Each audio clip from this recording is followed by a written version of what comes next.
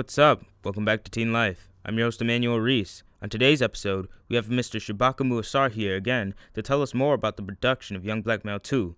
We also have some behind-the-scenes footage of an interview we had with a local DJ, Quan Da Bomb. Could you quickly reintroduce yourself? My name is Shabaka Ausar. I am the producer and director of the documentary film Young Black Male 2. How did you organize the first interview for Young Black Male 2? I kind of organized some of the first shoots around audio and music. That's a big part of my life as a director is hip-hop music, so I wanted to start there. So I reached out to Quan Da Bomb, I reached out to Roger Jones, I reached out to Chris G. These guys were involved either as DJs or personalities with hip-hop in Rochester. So I wanted to kind of gauge their perspective because they actually people who worked in the industry with young black males. So kind of how I started some of my interviews for this film. What is your approach on lighting for Young Black Male 2? The lighting approach, I want to try to get a lot of natural lighting from the sunlight, but also reduplicate that using lights like we have in the studio now, which are daylight balanced, which gives you the kind of color temperature from the sun, nice and warm, and plus with skin tones, I think it'll be a great addition to add to our film. When we shoot outside, of course we're in the sunlight, and we want to make sure that everything is nice and bright. And I want to make this film colorful, using colors. What cameras and formats do you plan to use for Young Black Male 2? We're going to use the main feature of this film would be the Z Cam, which is a new cam that I brought that shoots 4K, 6K. And we have a Panasonic that also shoots 4K. And also, we got to remember, we have cell phones. So there will be some cell phone footage from young black males from their phones and try to get that stuff in 4K. So everything in 4K using professional cameras and also using cell phones. Yeah, and also the GoPro, forgot. The GoPro is more of a sports camera, but we have a GoPro that can be mounted to like a car or something like that. So when we do some moving shots through the city, we're gonna be mounting GoPro cameras to get some moving shots to the city of Rochester. Where do you plan on getting footage for Young Black Male 2? In Rochester. I think a lot of stuff we want to get is kind of centered around young black males in the community. So we're going to be at the transit center. We're going to be at rec centers or the R centers. We're going to be at parks like Genesee Valley, MLK Park, and also the beach over at Charlotte Beach at Lake Ontario. Just anywhere that young folks would be to try to get their perspectives. We want to try to catch them in their element. Do you have a good idea of who you'll be interviewing for Young Black Male 2?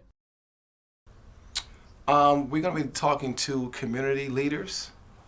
I want to bring back Howard Eagle and Avery Blackman, who are two activists and elders in our community, and also some other faces. We want to talk to Afro Man, who will be up here for the summer. He assisted in the production of Young Black Male 2, has a great perspective. He's an animator and illustrator. I want to talk with professionals in our community like Carvin Eisen, who was the director of Rochester Community Media Center and also a professor at Brockport, to get his perspective on young black males as related to film and video.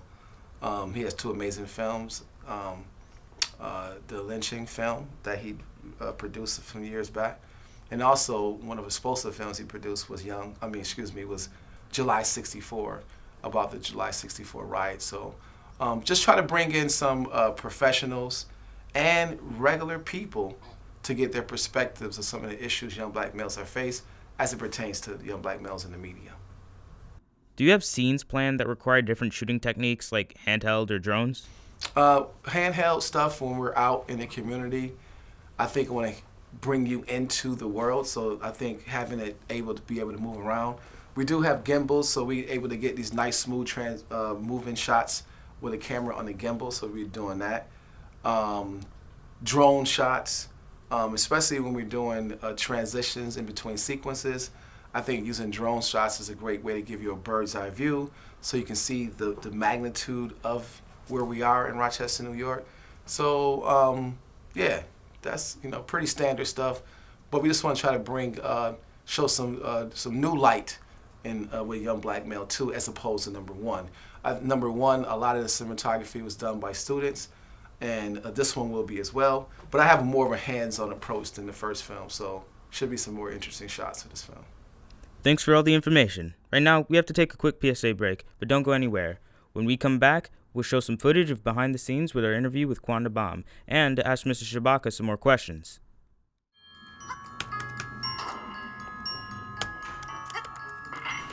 Hey boo, what you doing? No, I'm playing this game. You supposed to be playing games at tutoring? Girl, now you know it's not. You need to be studying. You know it's Regents Week coming up. Yeah, but that's just too much to focus on right now. Studying not even that hard once you start. And you're going to be feeling real sick when everybody graduates and you still in high school. It's not even that serious. I'll study later on and still try to pass. Hold on, I got a statistic just for you. Me and my teacher was just talking about. Did you know that 86% of high school students procrastinate on schoolwork? And that 63% of students cram the night before a test and don't pass due to not dividing up their studying time? Just because I'm not studying doesn't mean I'm going to be a part of that statistic. And I still have a week left. I could still do it. But that's a bad habit, so we should start studying sooner or later. You going to help me study? Sure. Motivation is what gets you started. A habit is what keeps you going. For more information on this issue and other teen-related issues, please visit us at our website, www.myincontrol.com, and follow us on Facebook, Instagram, and Twitter at myincontrol. Welcome back. Hope you enjoyed the break. Now we have some behind-the-scenes footage and questions for Mr. Shabaka about Quan Da Bomb. How did you first meet Quan Da Bomb? I met Quan Da Bomb in the early 2000s. He was real cool with my brother Star, my brother AZ from the Timberland Foundation. I also was real cool with his brother Provide, who was also into music as a producer. And I kind of heard his name out there, Quan Da Bomb. He was doing mixtapes, he was doing parties, and that's how I kind of knew about Quan Da Bomb. So introduce yourself to people watching. Quan Da Bomb, DJ Quan Da Bomb, Chala's finest. So how old were you when you got involved with hip-hop culture, and how did it happen? I don't know, I kind of got to go way back because I'm kind of from the era where hip-hop kind of maybe started out a little bit. So, I mean, me, realistically, probably one of the first times I probably heard hip-hop. You know what I'm saying? Maybe like Pac Jam, Scorpio, Space Cowboys. I remember one time when I was on like Genesee Street, and I remember somebody playing like Curtis Blow, These Are the Breaks, and I just remember I was like, man, what's that? You know what I'm saying? So, yeah, anywhere, maybe like, yeah, man, that's a long time ago, 70s. How did you decide on getting an interview with Quan for Young Black Male 2? I decided to use Quan Da Bomb because of his work with marketing mixtapes and mixed CDs in the town. In particular, it was the Don Divas series, Street Wars, that I really wanted to tell that story and Mixes King story because of the impact that CD had on the community. First of all, it encouraged artists to want to do music, to see that it's real. Like I'm an independent artist from Rochester. I can be on the CD and get like local fame. So I wanted to capture that story in Young Black Male 2. I also wanted to focus on some of the negativity. I'm going to keep it 100. The negativity was interesting because a lot of artists that was on that particular mixtape series actually had beef with one another. And they used the mixtape to fuel their beef. So it escalated into the streets where the words were exchanged. Maybe even some weapons got drawn on other people. Maybe even some shootings. So I wanted to talk about that. How could an audio mixtape actually influence the culture, influence people to have a certain feeling in their lives? And so I wanted to capture that essence of hip hop with the mixtape series and how it affected artists in their real life. So that was a motivation for that. Got any funny or cool stories about an experience you've had with Quan Da Bomb? Well, one cool thing is that we had a chance to go into Mixes King studio when I had a show called The Life. And The Life showcased music, fashion, culture, and we decided to do a story on Quan Da Bomb. And it wasn't really funny, but it was just cool to actually be taping inside Mixes King. It was right on Charlotte Avenue, right in the community. He had a whole production where he sold his CDs at. He produced his CDs. He had a studio back there. So it wasn't really anything funny, but it was cool to see where all the magic takes place at his studio in Chi-Lai, right on the west side. So I want to make sure we get covered that for our show. What do you think about Quan Da Bomb? I think he's talented. I think he was ahead of his time. Him and Mikey Pressure, as far as just distributing CDs around the city.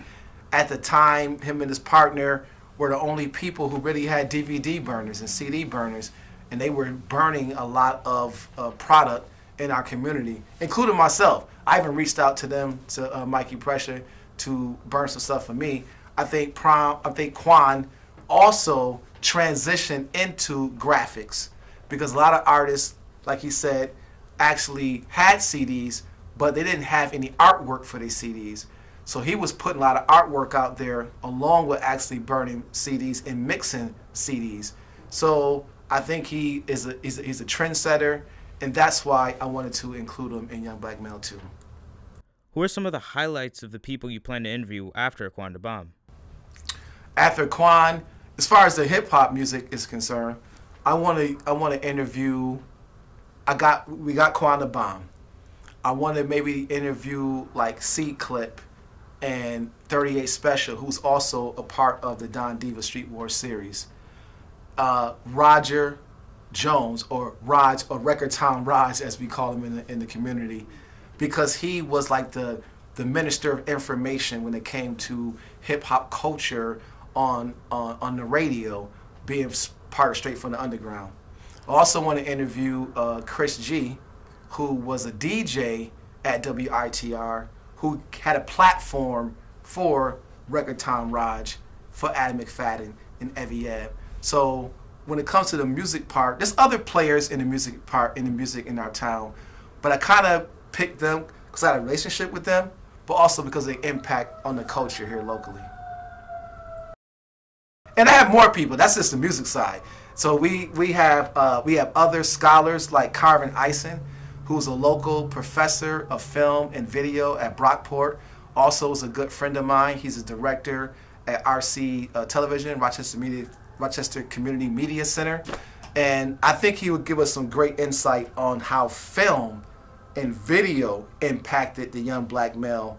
He has a lot of amazing films like July 64. He has a documentary about lynching, which I think is really powerful. So we're going to hear from him.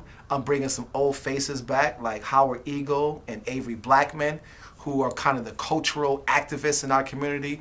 I want to get an update from them compared to the first film that happened over 7 years ago.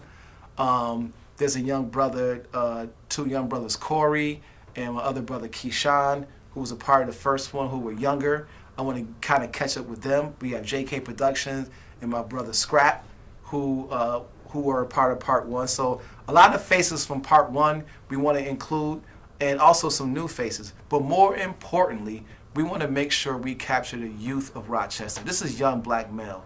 So we want to go throughout the city to some rec centers, the Transit Center, MLK Park. We want to catch up with young black males in their environment to see what's going on with them. Has anything changed since the first Black Male we did back in 2014?